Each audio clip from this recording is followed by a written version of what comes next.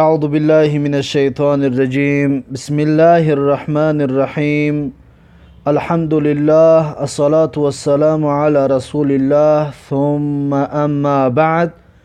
السلام عليكم ورحمة الله وبركاته. برادران عزیز و مهربان و خواهشمندان تعلیم زبان عربی،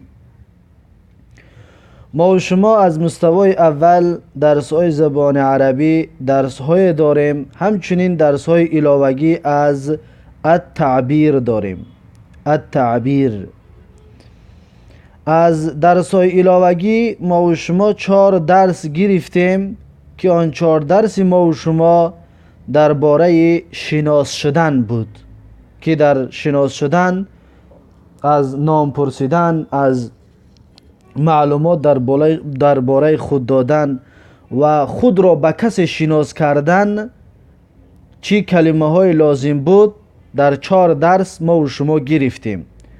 و حالا درس 5 را میگیریم که این درس 5 ما و شما درباره فاکولته است، یعنی شعبه هست. شعبه یعنی قسم، فاکولته مثلا زبان عربی یا قسمی زبان عربی یا قسمی هر علم ده که تعلیم میگیری.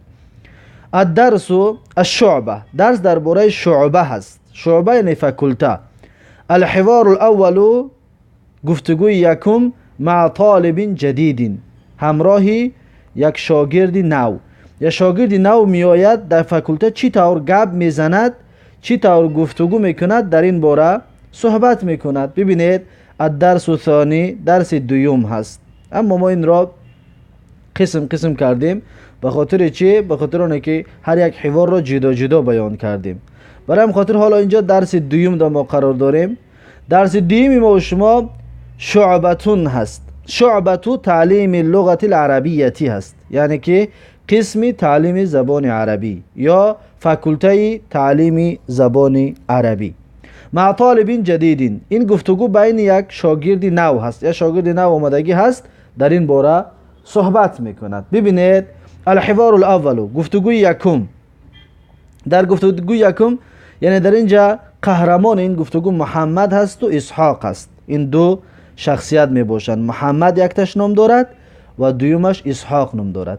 محمد بیان میکند که من انت، تو کی هستی؟ ما و شما درباره شناسایی درس‌های گذشته بیان کرده بودیم و مثلا در اون جایها بود السلام علیکم و رحمت الله و برکاته، یعنی هر کسی را دیدی اول این تحیه شعار مسلمان هاست، تحیه اسلام است که وقتی که یک مسلمان رو که دیدیم میگیم السلام علیکم و رحمت الله. این را در شناس کردن یا شناس شدن بیان کرده بود. برای مخاطر در اینجا صحبت شروع کرد که من انت، تو کی هستی؟ اسحاق میگه انا طالب جدید، میگه من طالب نو هستم، یعنی که من شاگرد نو هستم، من استودنتی نو هستم. محمد میگه که هل انت طالب فی کلیه اللغت العربیتی، یعنی که آیا تو شاگرد هستی در کلیه، یعنی در دانشگاه زبان عربی. ببینید هل انت، آیا تو، طالب شاگرد هستی، فی کلیتی یعنی که در دانشگاه اللغت العربیتی زبان عربی. هل انت طالبون، اگر زن باشه میگوی هل انتی طالبتون، نه که مرد باشه هل انت طالبون فی کلیت اللغت العربیتی، در دانشگاه زبان عربی. اسحاق جواب میتید میگوید لا، یعنی که نه، انا طالب فی شعبة اللغت العربیتی، میگوید که نه، من شاگرد هستم در قسم زبان عربی، یعنی که در فاکولته زبان عربی است و در دانشگاهش نیست، در فاکولته میگه زبان عربی هستم. ببینید انا طالبون، اگر زن باشد میگه که انا طالبتون، فقط همینجا فرق جدا میکند خلاص. انا طالبتون فی شعبة اللغت العربیتی. لیکن مرد باشد میگه انا طالبون، یعنی من طالب هستم. زن باشد انا طالبتون، یعنی که من شاگرد هستم، طالب هستم. فی شعبة اللغت العربیتی یعنی که در قسمی زبان عربی. محمد میپرسد باز که این الطلاب المستوى الاولی، اینجا اولو کردگی است، خطا هست. اولی، برای اینکه اول صفتی مستوا هست، مستوا مضاف الیه هستی، مضاف الیه مکسور است و اولی هم صفتش که هستی باید مکسور باشه، خودش کسره داشته باشد.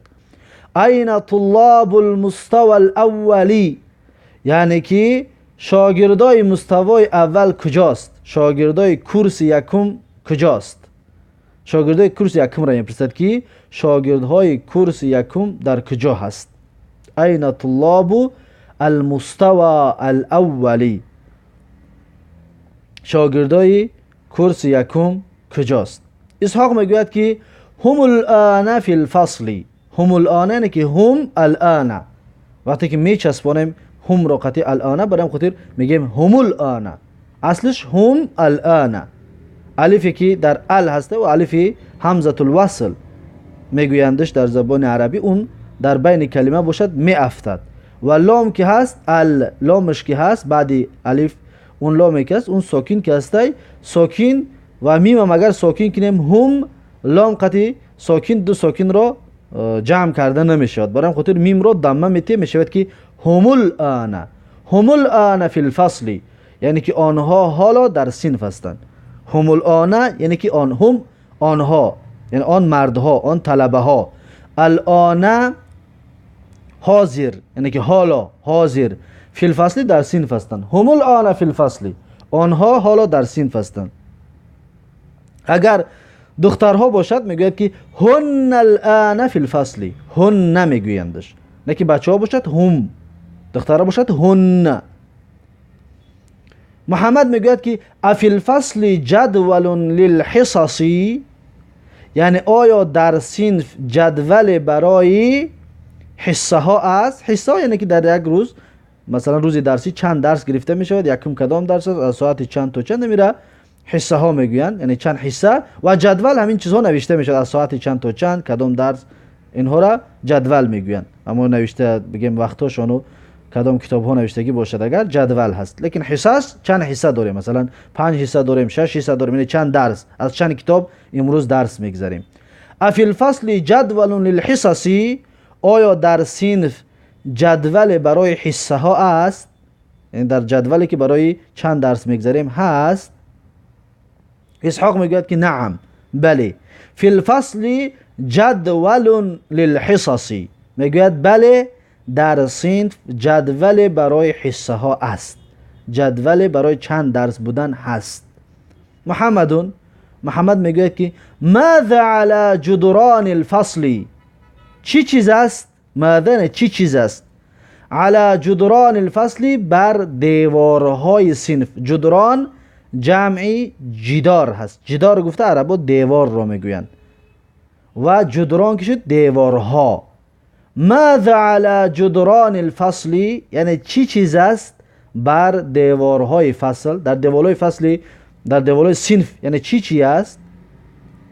اسحاق میگوید که علی، این با الف نوشته نمیشد، با یا نوشته میشد، اینجا خطا شده است. علی جدران الفصل صورون، و اینجا خاریطتون هست، خاریطتون همچنین خطا است. خریطتون بعد ر یا می نویسید به حرف تا، خریطتون، خریطه، خاریطه نه، خریطه. ببینید علا با یا نوشته می شود، یا یکی الفی مقصورش میگویند علا. این اگر به این طریقش بگیریم علا فعل می شود، فعل ماضی می شود، به معنای بالا شد، بلند شد می شود. علا یعنی که بالا شد، بلند شد.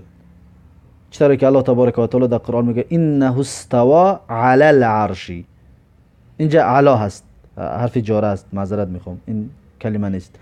علا اگر که با این طریق نوشتگی است بگیریم فعل ماضی میشد به معنای بالا شد، علا. لیکن علا بیا میشود بعد حرف جاره میشود، حرف جاره میشود یعنی که بر میشود. بعد علی جدران الفصل یعنی که بر دیوارهای صنف. در دیوارهای صنف چی ای؟ صورون و خریطتون. صورون جمع صورت است، صورتون یک صورت، صورون یعنی صورت ها، و خریطتون و یک خریطه است، و خریطتون یعنی که خریطه است. میگد که در دیوارها یعنی که بر دیوارها، در دیوارهای صنف بر دیوارهای صنف یا که در دیوارهای صنف صورت است و خریطه است. محمد میگوید که امغلق باب الفصل ام مفتوح. آیا مغلق گفتم محکم رو میگن، بسته شده، محکم.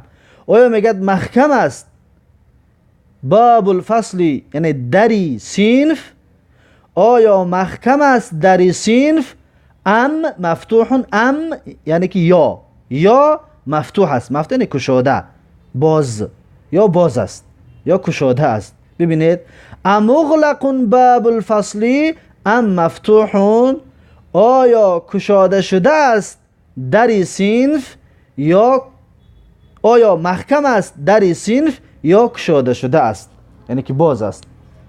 میپرسد. در جواب اسحاق میگوید که باب الفصل مغلق، یعنی که دری صنف محکم است، بستگی است. باب الفصل مغلق یعنی که دری صنف محکم است، بسته است. محمد میگوید که این الطباشر والممحات.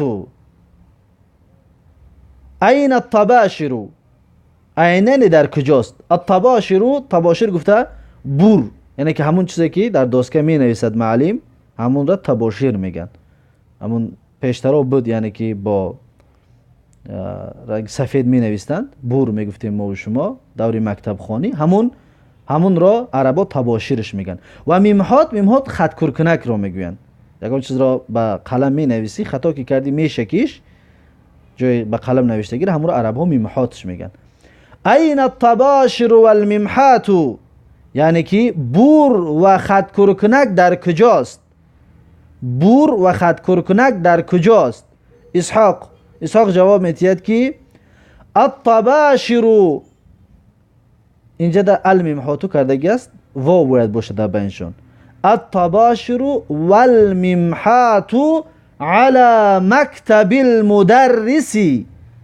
الطباشر یعنی که بور، والممحات و خط کرکنک، على مكتب المدرس یعنی که بر بالای مکتب مدرس است، یعنی که بر بالای مکتب مدرس است. ببینید علایی که در این بالا گفتیم که خطا هست، این باید به این طریق نوشته شود. علا در اینجا گفتیم که خطا می باشد. ببینید اینه که علا جدران الفصل، علا الف قطعی نوشتگی انش، این خطا شدگی است. اصلا باید به این طریق نوشته شود. علا، ببینید الطباشر والممحات علا، ببینید با یا نوشته میشد، با رنگ الف خونده می شود. علا مکتب المدرسی، علا یعنی که بور و الممحات و خط کرکنک علا مکتب المدرسی یعنی که بر بالای میز مدرس است، بر بالای میز استاد است. محمد میگه که ماذا علی مکتبی ایضا، ماذا علی المکتبی ایضا یعنی چی چیزی است بر بالای میز همچنین یا نیز، ایضا همچنین یا نیز، دو ترجمه دارد. ماذا علی المکتبی ایضا، چی چیز است بر بالای میز همچنین. اسحاق میگوید که علی المکتب کتب و اقلام، علی المکتب کتب و اقلام، میگوید که بر بالای میز کتاب ها و قلم ها است. علی المکتب یعنی بر بالای میز، کتب و اقلام کتاب ها و قلم ها است. کتب جمع کتاب، کتاب یک کتاب، کتب جمعش یعنی کتاب ها، قلم یک قلم، اقلام قلم ها، یعنی که بر بالای میز میگد کتاب ها و قلم ها است. محمد میگوید که احسن الله الیک، احسن الله الیک یعنی که نیکویی کند الله برای تو. احسن نیکویی کند الله سبحانه و تعالی الیک به تو، نیکویی کند الله تو را یا به تو، نیکویی کند الله تو را. اسحاق و الیک میگوید و تو را همچنین. خیلی که یک کس میگوید که یک کس را اگر بگویی جزاکم الله خیرا، در جواب میگوید که و ایاک.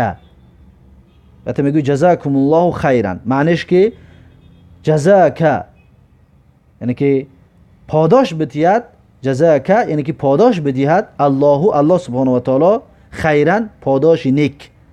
جزاک الله خیرا، پاداش بدهد الله تبارک و تعالی خیرا یعنی که پاداش نیک. در جواب میگوید که و ایاک یعنی تو هم همچنین. و ایاک یعنی که تو هم همچنین. بعضی میگن و جزانا و ایاک یعنی که الله ما را هم پاداش بدهد و شما را هم پاداش بدهد. و بعضی میگن و ایاک یعنی که و تو را نیز. و در اینجا ببینید احسن الله الیک یعنی که نیکویی کند الله برای تو، در جا میگه و الیک و برای تو هم همچنین. یعنی که در حقش دعا کی کرد، این گفت در حق تو هم همچنین. و اینجا در همچنین یک سخن دیگر را بگیم که محمدون ببینید تنوین دارد، اسحاقو تنوین ندارد. محمدون تنوین دارد، اسحاقو تنوین ندارد. به خاطر چی؟ کسانی که درسای عربی ما را گوش کرده استودند، در اونجا این علت ها را بیان کرده. محمدون گفته بودیم که در اونجا که این تنوین را قبول میکند برای اون که این منصرف است، اسم منصرف. و اسحاقو قبول نمیکند به خاطر اون که غیر منصرف است، غیر منصرف است. اسحاقو قبول نمیکند به خاطر اون که غیر منصرف است. چطوری که اونجا مثال های زیاد آورده بودیم که اسحاق، و در اونجا مثال های زیاد آوردیم. طلحه مثلا، طلحتون گفتن جایز نیست. یا عایشتون گفتن جایز نیست. زینبون گفتن جایز نیست. همچنین اسحاقون گفتن جایز نیست. سببش در این است که این علم هست، یعنی که نام هست، و عجمی هست، عربی نیست. یعنی که دو سبب دارد، علم هست و عجمی است. برای خاطر اینا تنوین داده نمی شود. اسحاقون بگد کسی غلط میکند، خطا کرده است. لیکن محمدون قبول میکند به خاطر اینکه علم هست و عربی هست. عربی که هست قبول میکند. این عجمی است، یعنی که اسحاق اصل کلمه عربی نیست، برای خاطر قبول نمیکند. تدریبات یعنی که مشق ها. التدریب الاول، تدریب یکم، استمع و ردید. میگه گوش کن و تکرار کن. استمع و ردید، گوش کن و تکرار کن. یکم، انا طالب جدید، من شاگرد نو هستم. پسر باشد این طور میگوید. دختر چی طور میگوید؟ انا طالبه جدیده، من طالبی نو هستم. ببینید معنی هر دوش یک است، فقط اینش یکمش بچه است، بعد این خط بعدش نوشته است که انا طالبه جدیده، این دختر هست. معنی هر دوش میشود که من شاگرد نو هستم. ببینید در اینجا رقم 2، انت طالب جدید، تو طلبه نو هستی. بچه باشد همین طور میگویی تو طلبه نو هستی. دختر باشد میگویی که انتی طالبه جدیده، یعنی که تو شاگرد نو هستی. انتی طالبه جدیده، تو شاگرد نو. معنای هر دوش یک است، فقط این مردانه است. در روپروی رقم 2 میبینید این مردانه است، بعد این خط نوشته است از این پرش این انتی طالبه جدیده، این زنانه است، مذکر و مؤنث است. و رقم 3، نحن طلاب جدود، ما طلبه های نو هستیم. جدود جمع جدید است، جدید نو یکتا، جدود نوها. میگه که نحن طلاب جدود، ما طلبه های نو هستیم، شاگردای نو هستیم یا دانشجوی های نو هستیم.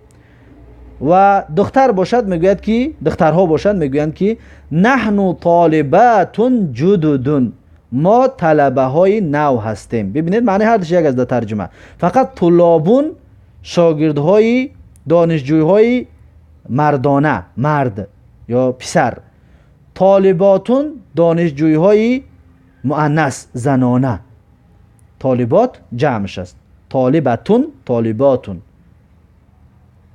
رقم 4 رو بینید، هم طلاب جدودون، ویها طلبه های نو هستند. هم طلاب جدودون، ویها مردها، یعنی طلابون طلبه ها هستند، مردانه است. جدودون نوها هستند. بعد خط رو ببینید نوشتگی است که هن یعنی ویها زنها. هم شد مردا، ویها مردها. هن کشید ویها زنها. طالباتون جدودون، طلبه های نو هستند. هن طالباتون جدودون، ویها طلبه های نو هستند. ببینید هم ویها مردها، هن ویها زنها. هم مذکر است، هن مؤنث است. رقم 5 انتم طلاب جدد، یعنی که شما طلبه های نو هستید. انتم طلاب جدد، شما طلبه های نو هستید. در پیشت که باشد میگوی که انتم یعنی شما، طلاب طلبه های جدد نو هستید. انتم یعنی شما مردها، این مردانه هست یعنی مذکر هست، جمعی مذکرش میگن، این را ضمیری جمعی مذکرش میگن. انتن طالبات جدد، شما، اینش ببینید این هم شما میشود لیکن زنانه هست. انتم شما مردها، انتن شما زنها. طالباتون طلبه های جدد نوها هستید. انتن طالبات جدد یعنی که شما طلبه های نوها هستید. پس اینها را 5 مثالی که آورده است این را خوب اهمیت بدید. انا مرد و زن انا میگوید. رقم 1 رو بینید انا یعنی مرد و زن یک خیل میگوید. و رقم 2 رو بینید انت مرد باشد انت، زن باشد انتی، فرق میکند. تو گفتنی که باشی مرد رو انت میگویی، زن رو انتی میگویی.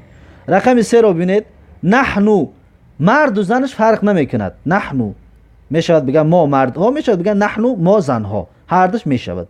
رقم 4 رو بینید هم طلابون، هم ویها مردانه است، هن زنانه است، ویها زنها. فرق کنید بین اینها، یعنی که نوشته کنید و یادداشت کنید. هم ویها مردها، هن ویها زنها. رقم 5 رو بینید انتم طلاب جدد، انتم شما، انتم شما مردها، انتن شما زنها، انتن شما زنها. اینها را در یادتون داشته باشید. التدریب الثانی، تدریب دوم، رتب الكلمات الآتیه لتكون من كل سطر جملة مفیدة. میگوید که رتب یعنی جابجا کن، فاعلش ضمیر مستتر است انت، یعنی جابجا بکن تو. الکلمات الآتیه کلمه های می آمدگی را، الکلمات الآتیه کلمه های می آمدگی را.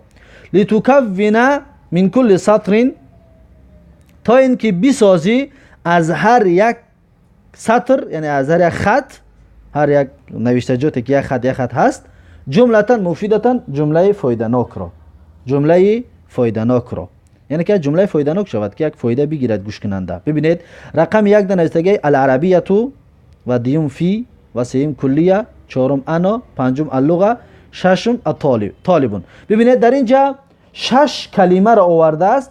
این کلمه را ما به ترتیب است، یعنی که حاضر اگر عربیه فی کلیتی انا اللغه طالبون گفتیم اگر معنی نمیتید، معنی ندارد، یعنی معناش هر یک کلمه با خودش معنی داره لیکن جمعش کردیم معنیش دیگه گم می شود. و اینها را اکنون ما باید در این جایی که خالی هست یک تا به یک تا بنویسیم، یک تا به یک تا بنویسیم، یعنی به ترتیب ما خودمون باید بمونیمش. چطور به ترتیب میمونیم؟ ببینید شروع میکنیم از کلمه انا، میگیم که انا، یکم انا را، دوم طالبون را بنویسیم. انا طالبون فی کلیتی اللغتی العربیتی. انا من طریق می نویسیم انا طالبون فی کلیت اللغت العربیتی، یعنی که من شاگرد هستم در دانشگاه زبان عربی، در دانشگاه زبان عربی. همینطور در پایین به عربی چطور گفتیم هم خیلی می نویسیندش. رقم 2 المدرس مکتب علی ممحات و تباشیر. اینجا در ببینید کلمه درست نیست، یعنی که کلمه هر یک کلمه با خودش معنی دارد لیکن یک جا اگر بگویی ترجمهش کنیم ترجمه کرده نمیشد. مدرس، میز، بر، خط کرکنک و بور هیچ معنی نداد، لیکن این باید ما یک کلمه فایده ناکش کنیم. در پایین می نویسیم یکم که الممحات و الطباشیر على مکتب المدرسی. انا می طور کرده در پایین می جای خط، جای نقطه ده می نویسیم الممحات و الطباشر على مکتب المدرسی، یعنی که خط کرکنک و بور بر بالای میزی استاد است. خط کرکنک و بور بر بالای میزی استاد است. انا می طور کرده می نویسیم و ترجمه اش میکنیم. ببینید یا فایده داد. و سیوم ایضا على ماذا المکتب. ببینید ایضا یعنی همچنین، علاوه بر، ماذا چی چیز، مکتب میز. معنی ندارد، لیکن در پایان می نویسیمش که ماذا، یکم ما داره می نویسیم ماذا علی المکتب ایضا، ماذا علی المکتب ایضا، یعنی چی چیز است بر بالای میز همچنین، چی چیز است بر بالای میز همچنین. می نویسیم و ترجمهش میکنیم. و رقم 4 رو بینید، الفصل صنفی در آیا، کراسیون استلها، کرسیون یک استل، کراسیون استلها، مکاتبون مکتبون یک میز، مکاتبون میزها. و به تاجیکی هم و می شود، و میگیم که محمد و احمد میگیم، و همون و است. ببینید این را باید در اینجا ما در پایان بنویسیمش.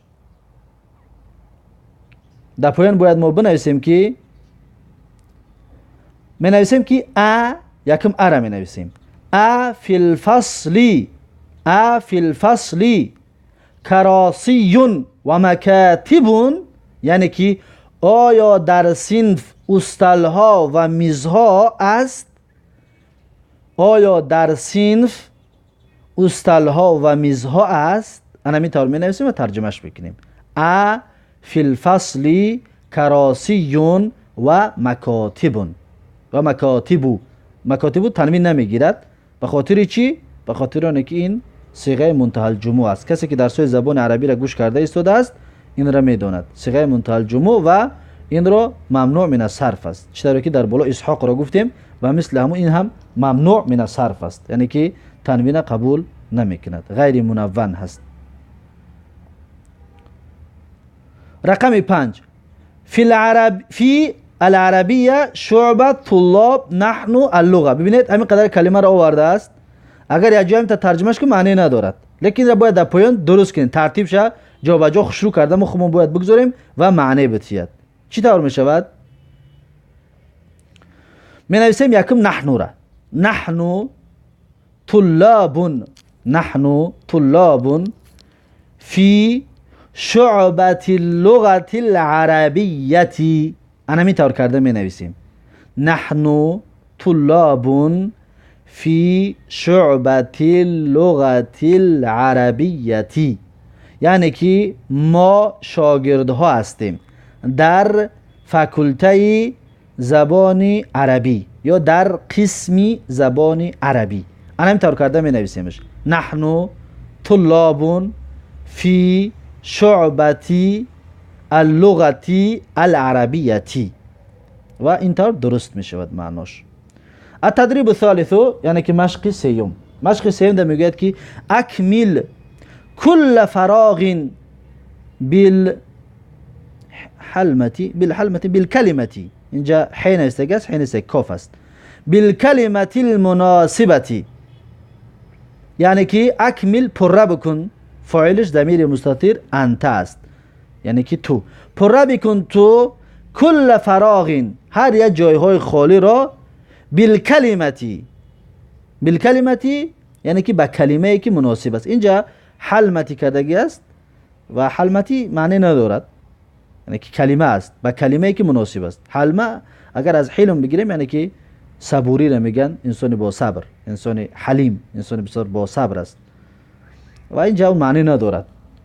اینجا کلمه معنیش درست میشد بالکلمتی، یعنی با کلمه ای که مناسب هست، همون رو میگه در اینجا بنویس، همون جایهای خالیش پر کن. ببین همزه همزه را ببینید در درون قوس میگه که یذهب الطلاب الى الجامعه كلها، یعنی که میروند طلبه ها به طرف جامعه هر کی میروند؟ کل صباحین میشود بنویسی، هر صبح، هر صبح یعنی که چی میروند؟ مکتب. یا کل یومین میشود بنویسی، کل صباحین میشود بنویسی، یومین هم یعنی هر روز میروند یا که هر سحر میروند. و هم یحملون، و اونها میبردارن. چی میبردارن؟ در پشتشون چی میگیرن میروند؟ الحقیبه، حقیبهشون میگیرن، یعنی که سونکشون میگیرن میروند مکتب. و هم یحملون الحقیبه، در اون جای خالی الحقیبه می نویسید. و بعد انتهایی، و بعد چی؟ بعد انتهای الدرسی، بعد خلاص شدن درس. و بعد انتهای در این جای خالی الدرسی می نویسید. بعد خلاص شدن درس یعودون برمیگردن. کجا برمیگردن از درس؟ الی البیتی، به طرف خانه شون. الی البیت، به طرف خانه. یعنی که بعد خلاص شدن درس برمیگردن به طرف خانه. همین طور این کلمه رو می نویسید. در یک بعد کل صباح بنویسید می شود، یا که یوم بنویسید می شود. بعد یحملون حقیبه می نویسید، الحقیبه. بعد و بعد انتهایی می شود الدرسی می نویسید، و بعد انتهای درسی. بعد یعودون الی البیتی می نویسید، می شود درست. ب دوم، یعنی ب یعنی دو. الفصل، ببینید صنف می شود بگیم که جمیل و نظیف. جمیلون خود می نویسید، نظیفون خودش نویستگی است. یعنی که صنف زیبا است، جمیلون می نویسیم می شود معناش زیبا، و نظیفون و پاک و تازه است. یا می شود بنویسیم که الفصل کبیر و نظیف، یعنی که صنف کلان است و پاک است. می شود جمیلون بنویسیم، می شود نظیف، می شود کبیرون بنویسیم. هر دوش معنی میتید. فیه مکاتب و کراسی الطلاب. یکی و کراسی، یعنی که در آن مکاتب و کراسی، یعنی که در آن صنف مکاتب یعنی که میزها است، و کراسی است یعنی که و استالها است، الطلاب یجلسون، و طلبه ها، الطلاب یعنی طلبه ها، شاگردها. یجلسون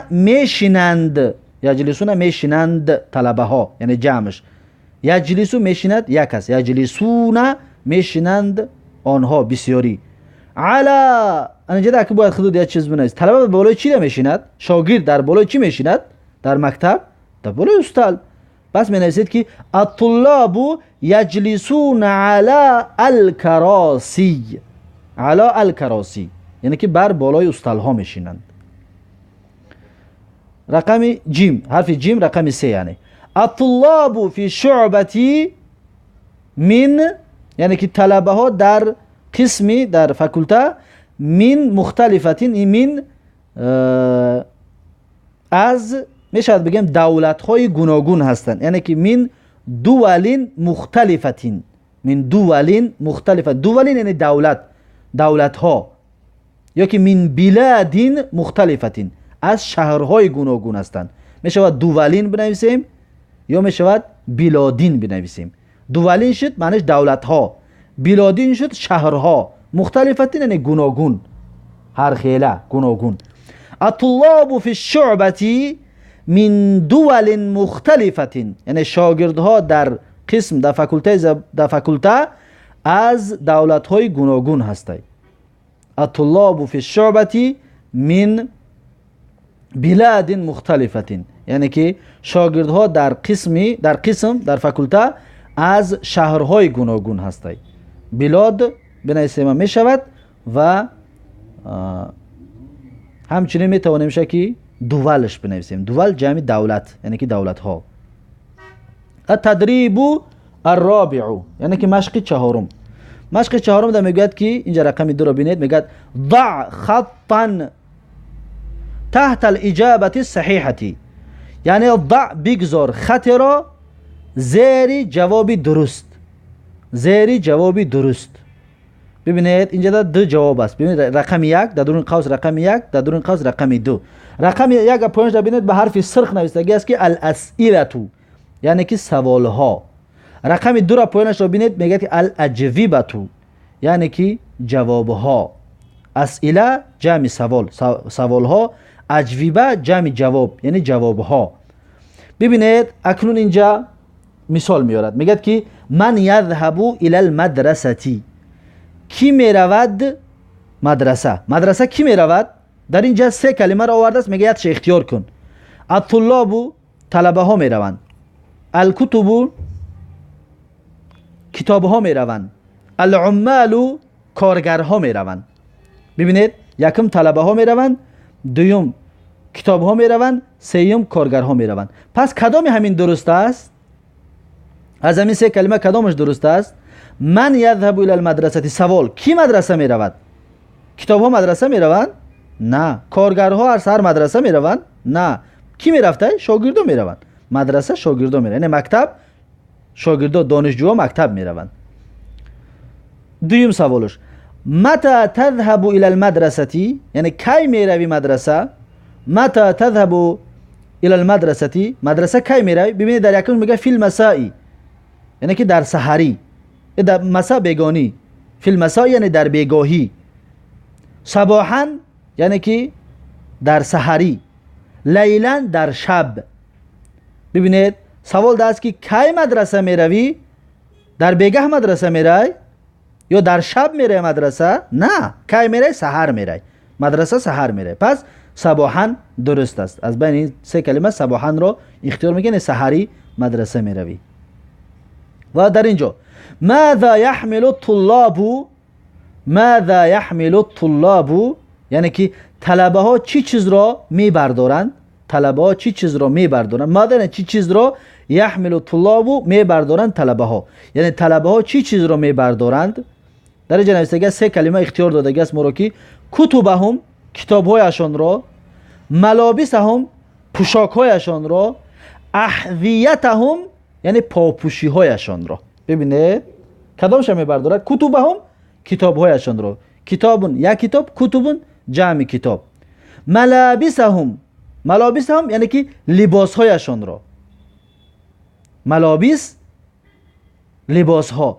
احذیتهم یعنی که پاپوشی هایشان را. مفردش حذاء. حذاء پاپوشی را میگن. احذیه که شد جمع پاپوشی یعنی پاپوشی ها. ببینید در اینجا سوال ده بود که ماذا يحمل الطلاب یعنی چی چیز را میبردارند طلبه ها؟ طلبه ها پوشاکاشون میبردارند یا پاپوشیاشون میبردارند؟ نه. چی را میبرداشتند؟ کتاب هایشان رو. کتاب هایشان رو میگرفتند و مکتب میرفتند. سوال آخران: متى يعود الطلاب من الجامعه؟ یعنی که کی برمیگردند طلبه ها از جامعه؟ متا کی برمیگردند طلبه ها از جامعه؟ یا ترجمه بهترش این است که بگوییم که طلبه ها از جامعه کی برمیگردند؟ طلبه ها از جامعه کی برمیگردند؟ در جواب میگوی که یعنی سه اختیار داده: صباحا سحری ای مکتب، از جامعه طلبه ها برمیگردند. درست است؟ سحری برمیگردند؟ نه. مغربا یعنی در شام برمیگردند یا ظهرا در پیشین برمیگردند. از جامعه طلبه ها کی برمیگردند؟ سه اختیار است: سحری برمیگردند و در شام برمیگردند یا در پیشین برمیگردند، در وقت پیشین. کدامش است؟ و می شود بگیم که ظهرا یعنی در پیشین برمیگردند. سحر میره تا پیشین میخونند و میویند. مغربا تا شام با فکر میگن جامعه یگان یونیورسیته کار نمیکند تا پیشین هست. پیشین مغربا و ظهرا درست است. در اینجا ظهرا رو اختیار میکنید. از سه اختیار ظهرا شو اختیار میکنید. پس این بود سوال ها و جواب هایشان. این را بسیار میخونید و خودتون رو سوال میکنید به خاطر چی این طور شد و آن طور شد. التدریب خامس یعنی که تدریب پنجم. تدریب پنجم میگه که ماذا يعمل كل واحد من هؤلاء في الشعبة؟ یعنی چی کار میکنن هر یکی از آنها یا از اینها فی الشعبة در فاکولته. اینجا در سه کس رو ذکر میکند. میگه کاری همین ها در فاکولته چی است؟ یعنی که چی کار میکنن در فاکولته. رقم یک رو بینید میگه که ماذا يعمل المدرس؟ یعنی که استاد در فاکولته چی کار میکند؟ وظیفه استاد چی است؟ در جواب میگه که یدرسو یعنی درس میگوید. یدرسو یعنی درس میگوید. سوال جواب یکم. سوال دو: ماذا يعمل التلميذ؟ ماذا يعمل التلميذ یعنی چی کار میکند طلبه؟ شاگرد در مکتب چی کار میکند یا کار طلبه چی هست؟ کار طلبه را میشود بگید که یدرسو. اینجا را ببینید تقریبا هر دینو یک شد. نه استاد یدرسو، شاگرد یدرسو. یدرسو یدرسو، بین اینها فرق است. یدرسو یعنی درس میگوید، این اسم فاعل میگویند، یعنی درس میگوید. یدرسو این اسم مفعول میگویند، یعنی که درس گفته میشوند. شاگردها را درس گفته میشوند که استاد میاد و شاگرد را درس میگوید. لیکن یدرسو استاد خودش درس میگوید. یدرسو یعنی درس گفته میشود. دیگر بگیم شاگرد را درس گفته میشود. استاد میاد شاگرد را درس گفته میشود. پس استاد میشود مدرس، شاگرد میشود مدرس. ببینید در زبان عربی یک کلمه، یک حرکت خطا موندن چقدر فرق میکند. مدرس گفتی یعنی که استاد، مدرس استاد. مدرس گفتی یعنی شاگرد. فرقیت را ببینید، هر یک کلمه است، فقط یک حرکت فرق کرده است. مدرس یعنی استاد، مدرس یعنی که شاگرد. یا که یدرسو یعنی درس میگوید، خودش استاد درس میگوید. یکی لیکن اگر بگیم که یدرسو یعنی که یک کسی دیگر ایره درس میگوید. این را بسیار اهمیت بدید، برام خاطر زبان عربی بسیار احتیاج به گراماتیکش دارد. برام ان شاء الله دعا کنید که الله سبحانه و تعالی نصیب کند که بعد از کورس یکم یا بعد از کورس دوم ان شاء الله گراماتیک زبان عربی را شروع میکنیم. رقم 3، ماذا يعمل المراقب؟ ماذا يعمل المراقب یعنی که چی کار میکند مراقب، یعنی که پاسبان. پاسبان چی کار میکند؟ پاسبان همیشه شما بگین که ینظمو یعنی در نظام میدارد، یا که نظام نه بگین که یراقبو یا که یراقبو، مثلا که مراقبه میکند یعنی نگاه میکند. مراقب یراقبو، یراقب یعنی که نگاه میکند، یعنی پاسبانی میکند، اهمیت میتید که چی گپ است. مراقب یعنی پاسبان، یعنی که اخرانه چی کار میکند؟ میگوید که نگاه میکند. یراقبو یعنی که نگاه میکند که یگان به ترتیبی نشود. پس این 3 سوال ها را در یادتان داشته باشید با جواب هاشون. التدریب السادس، تدریب ششم. للمحادثه، للمحادثه یعنی که برای گفتگو. درس ششم برای محادثه است. محادثه یعنی که گفتگو، سخن کردن، برای سخن کردن است. ببینید یک کم در میگوید که این تتعلمو، این تتعلمو یعنی که در کجا تعلیم میگیری تو. این تتعلمو در کجا تعلیم میگیری تو. در جواب بگوی که اتعلمو فی المدرسه، تعلیم میگیرم در مدرسه. یا که اتعلمو فی شعبه اللغه العربیه، در فکولته زبان عربی. یا که ما و شما اکنون میتونیم بگیم که اتعلم اللغه العربیه من اليوتیوب، یعنی که تعلیم میگیرم زبان عربی رو از یوتیوب. میشود بخاطر اینکه درس ما شما یوتیوب داشتید اکنون. در جواب شما میگوید که این تتعلم یعنی در کجا تعلیم میگیری زبان عربی را. شما میگوید که اتعلم اللغه العربیه فی اليوتیوب، یعنی تعلیم میگیرم زبان عربی را در یوتیوب. و رقم 2، کم فصلا فی الشعبه، چند صنف است در شعبه، در فکولته. در فکولته چند صنف است؟ چند تا که باشد میگوید. ما شما یک صنف داره میگیم که فی الیوتیوب فصلا، فصل واحد، یعنی که در یوتیوب یک فصل است، یک صنف است. ما یک تا ما شما هستیم خلاص. شاید دیگر هم باشد اکنون که من در نظر درس خود را دارم.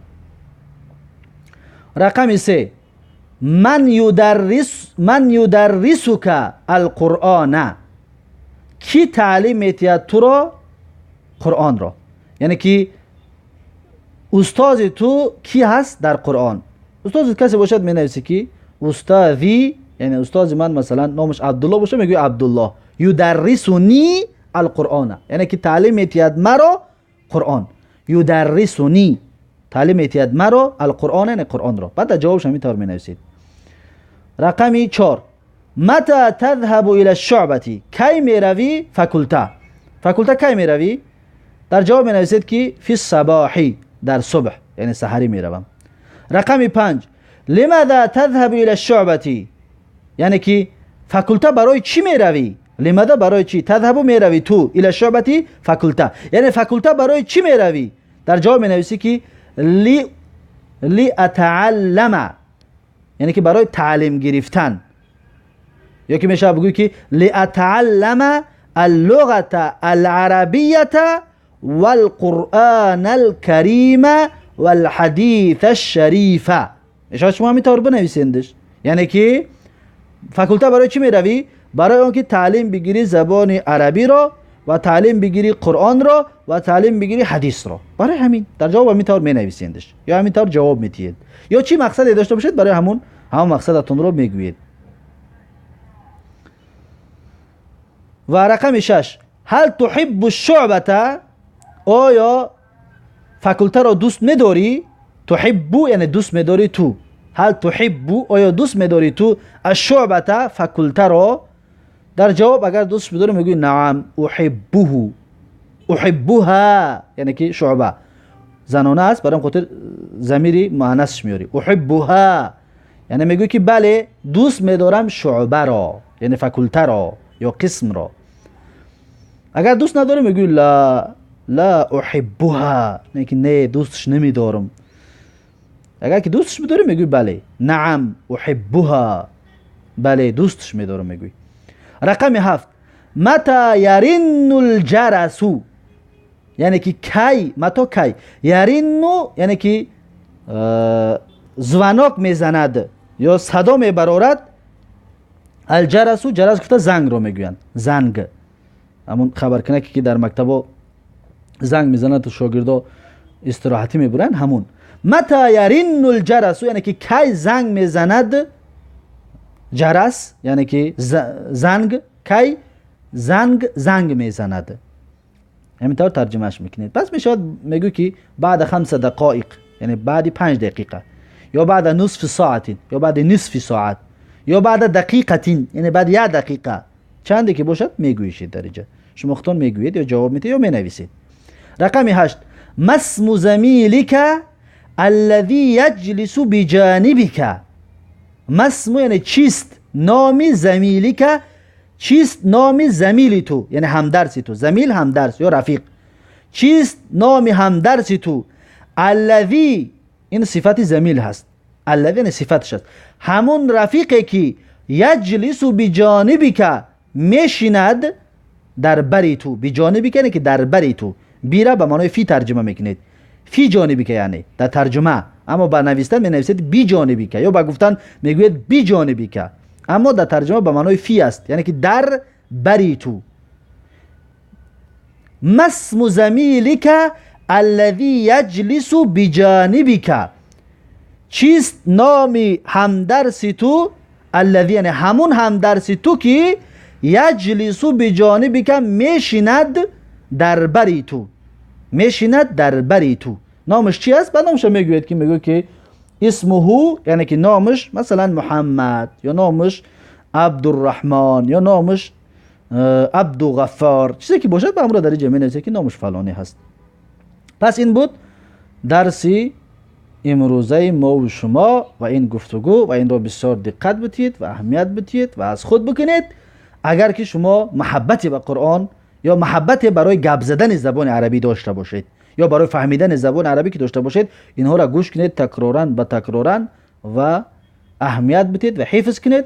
به عون یاردم الله تبارک و تعالی در 6 ماه زیاد در 1 سال شما می توانید که آزاد عربی گپ زنید، آزاد قرآن و سنت را بفهمید ان شاء الله با یاردم الله. لیکن اگر که شما کوشش کردید هر روز اگر 2 ساعتون اگر صرف کنید در زبان عربی، یا 3 ساعتون اگر صرف کنید، در بین 1 سال یا در بین 6 ماه زبان عربی را آزاد صحبت میکنید. بارک الله فیکم و جزاکم الله خیرا و یک شما را به الله تبارک و تعالی میسپارم. السلام علیکم و رحمت الله و برکاته.